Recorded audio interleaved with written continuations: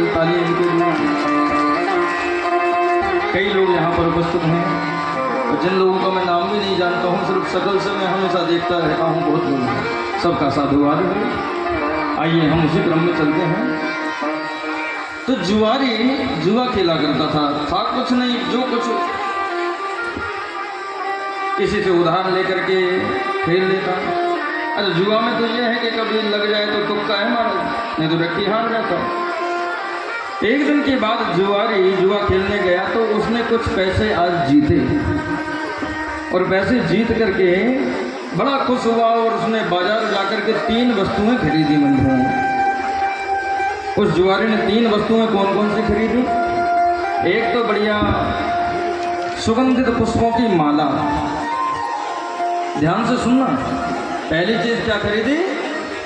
जरा जोर से बोलो, क्या खरीदी? आप लोग सुन रही हैं कि नहीं माता है?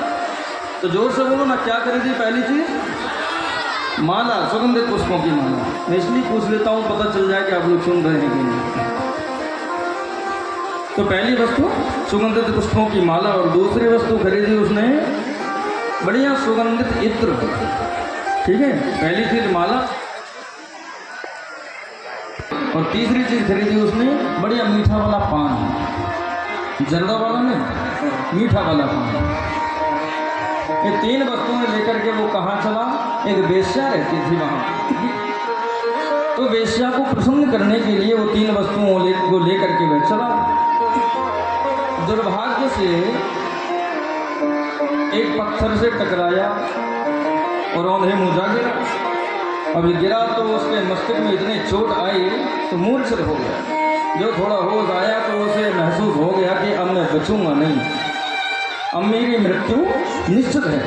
लेकिन ये जो 3 वस्तुएं लेकर के आया था, ये वेश्या तक कैसे पहुंचे?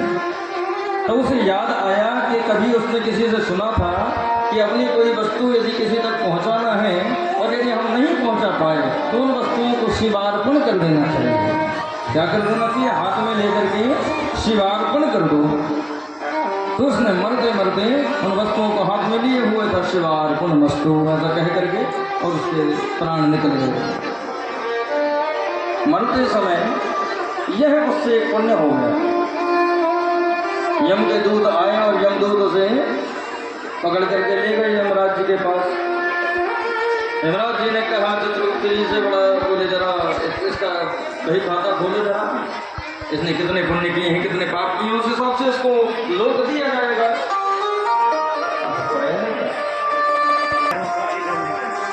देना नहीं देना, चढ़ गई।